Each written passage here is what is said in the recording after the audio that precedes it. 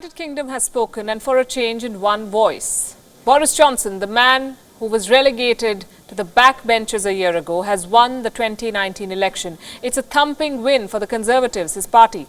Boris Johnson's party has won 365 seats. They are well over the majority mark. This is their biggest win since Margaret Thatcher led the party to a second landslide win in 1987. This is a dramatic comeback for Boris Johnson.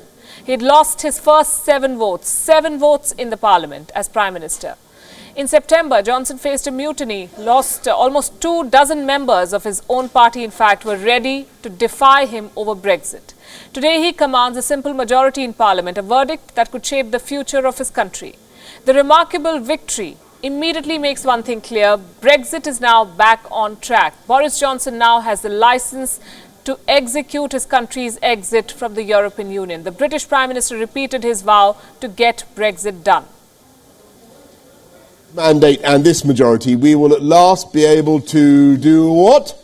Get Brexit done. You've been paying attention. Because this election means that getting Brexit done is now the irrefutable, irresistible, unarguable decision of the British people.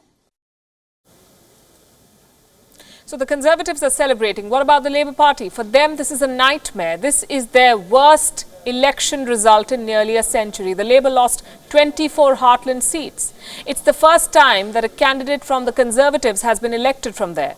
Critics are blaming only one man for this, Jeremy Corbyn. This result has triggered chaos within the opposition ranks. Corbyn says he will quit. I want to also make it clear that I will not lead the party in any future general election campaign. I will discuss with our party to ensure there is a process now of reflection on this result and on the policies that the party will take going forward. Expect the Labour Party to kick off the search for a new leader soon. As for the country, it stands at a crossroads. While the result comes as a rare moment of clarity for this country, more certainty lies ahead. Britain is now deeply divided again. The Scottish National Party is back in power in Scotland. They want to stay in the European Union and they want another referendum. In 2014, Scotland voted to stay in the United Kingdom. But now its leader, Nicola Sturgeon, says that she will launch a legal bid for a second referendum. Last night, the SNP won an incredible 80% of seats in Scotland, an overwhelming endorsement of our campaign, message and vision. It is clear, beyond any doubt, that the kind of future desired by the majority in Scotland is very different to that chosen by much of the rest of the UK. Scotland has rejected Boris Johnson and the Tories, and yet again we have said no to Brexit. Same is the case with Northern Ireland. They have elected more Irish nationalists than British unionists or politicians who want to remain in the UK. Growing calls of independence could break up the United Kingdom. The possibility looks more real now. Boris Johnson now has a chance to complete the first stage of Brexit next month. The European Union says it is ready to negotiate. The time frame ahead of us is very challenging. We will get to have to work as soon as possible.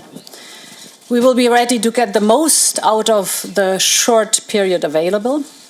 But for me, it is important at this moment to say that the United Kingdom, yes, will become a third country. But at the very end, we will have an unprecedented partnership. This is not the end of something. This is the beginning of excellent future relations between good neighbours. Boris Johnson has proved that he can win. But will he be able to keep his country together, unite his country? That is the next big challenge. There are serious questions over his leadership abilities too.